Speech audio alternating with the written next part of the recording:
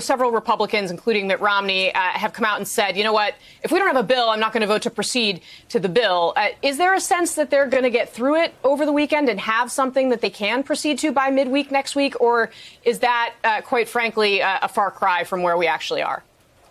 That's the hope, Casey. It's unclear whether they get there, but senators involved in this process tell us they expect it to be a busy weekend. They need to figure out, get to the finish line on the issue of pay-fors. What is going to be there to make sure the numbers add up? And according to one senator, they're still hashing out some final categories of spending when it comes to infrastructure, but that doesn't really appear to be a sticking point. Now, Chuck Schumer, according to a Democrat close to this process, is trying to play some hardball here. He believes a deadline is necessary to focus the minds of senators.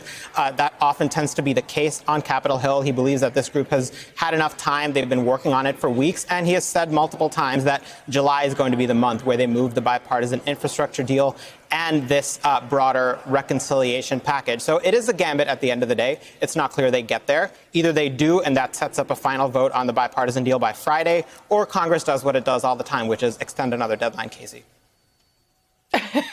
Punt the deadline down. I mean, he is absolutely right. They don't seem to be able to do anything without a deadline. And if you're trying to squeeze two major things in before recess, you got to set one somewhere in the middle.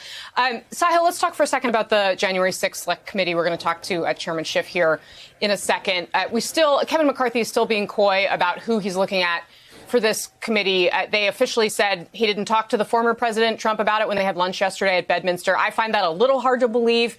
What do we know?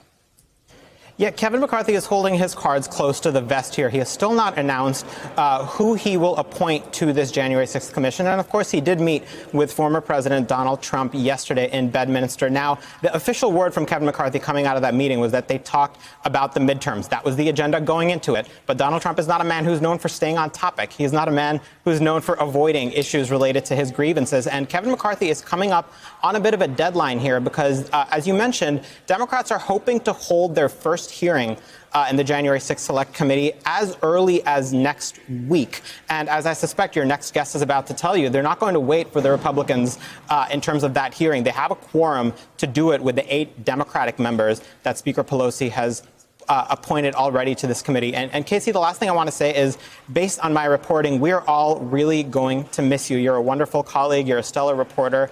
And we wish you the best in what happens next. That's very sweet of you.